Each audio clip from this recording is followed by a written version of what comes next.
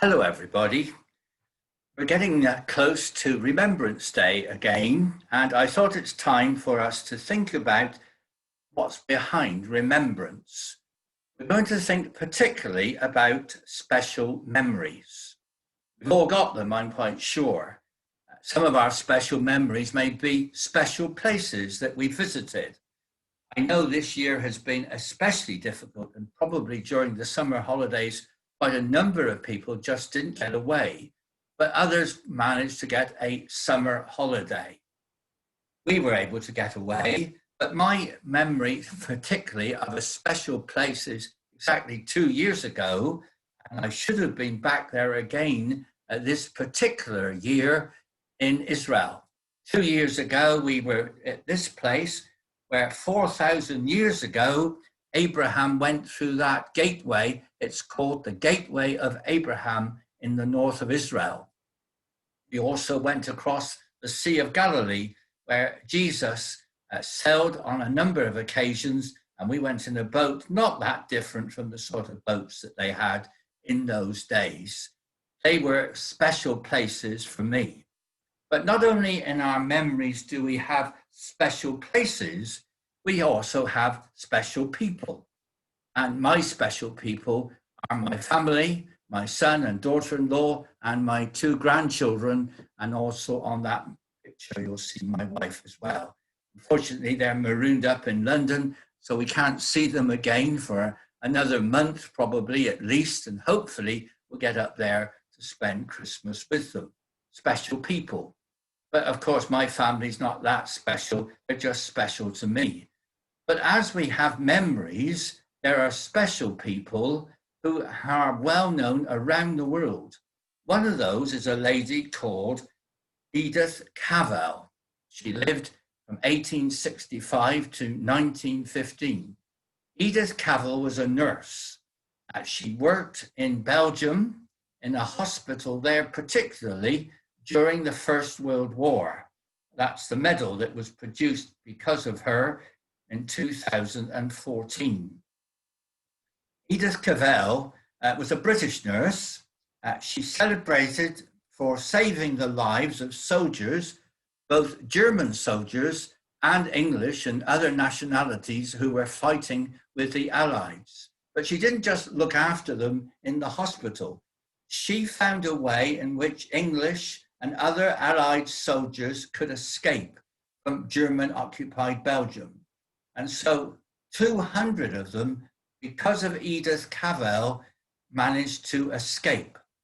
But somebody told about her, spied on her, and she was arrested. She was accused of treason. She was found guilty by a court-martial and eventually sentenced to death.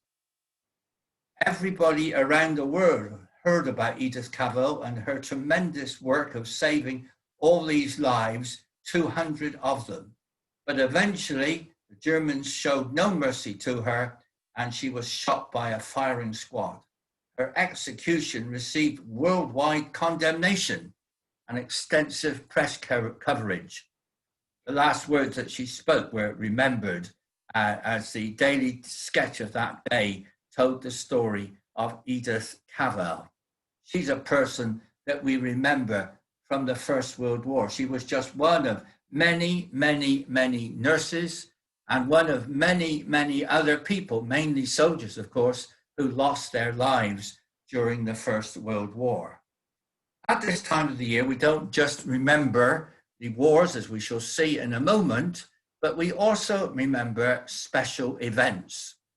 And many of you will be thinking about November the 5th, of course, which normally is a very big day of celebration or a big evening of celebration with fires and fireworks.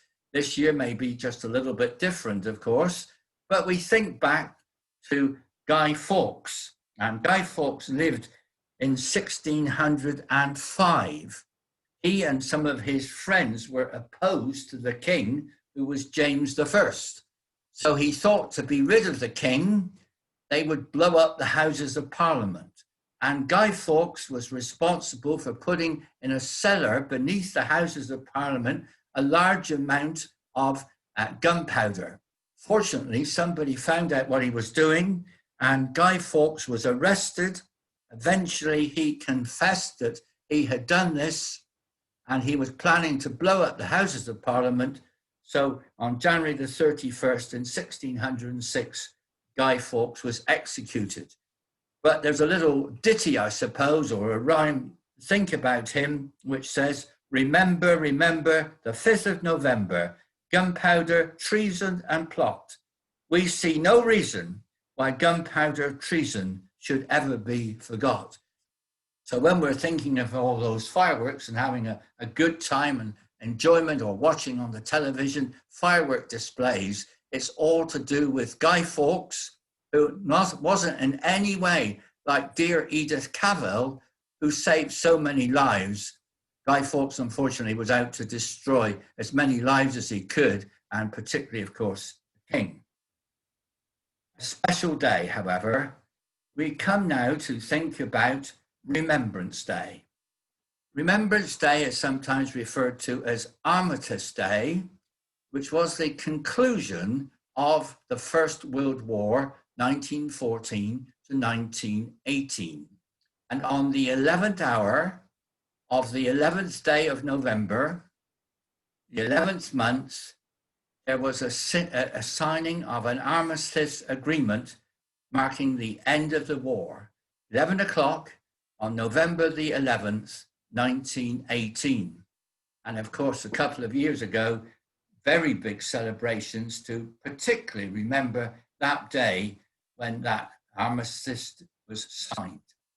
And of course, we go back and think of, I believe, something like 16 million soldiers during 1914-18 and during the Second World War, 1939 to 45, sadly were killed in battle because of all that was happening out there in Europe. Fortunately, of course, it didn't come to an invasion of Britain, but we lost many, many people in our own country through bombings, and many people injured as well. It was a terrible, terrible time. And that's why once a year, we always pause and think about all that happened during those two wars.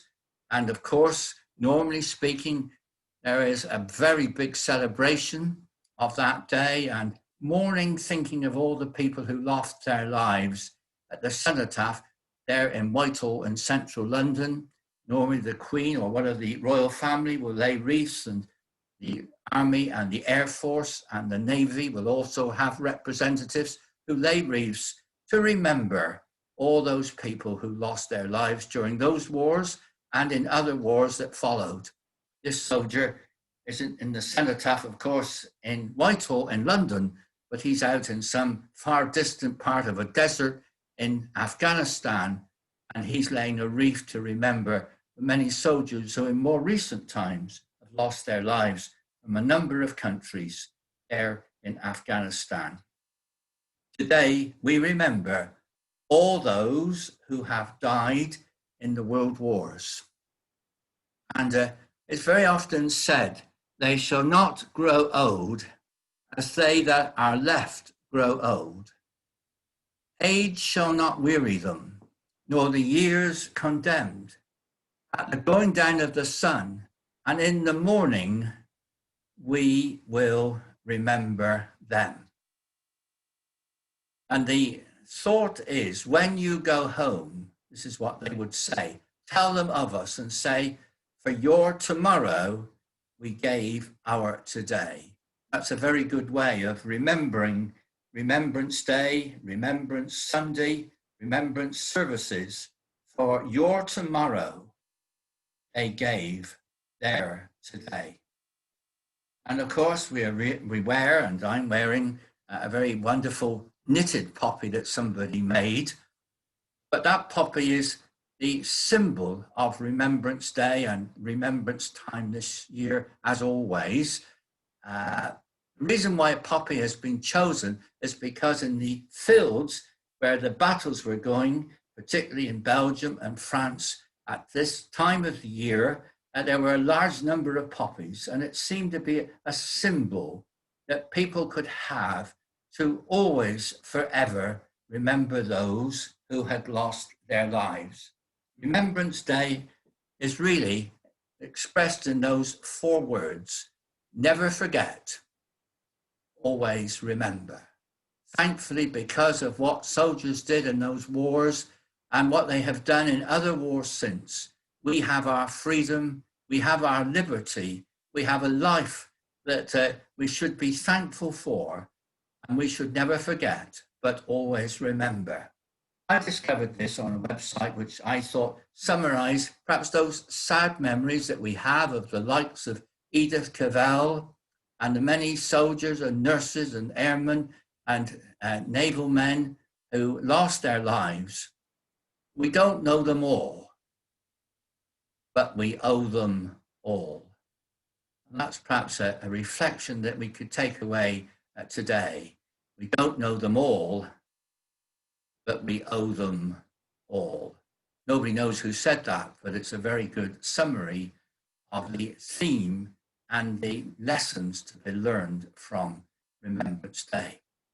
I hope it won't be too long before I can come and see you in the flesh, but maybe if I can't, I'll prepare something as we celebrate the Christmas period sometime in a few weeks from now.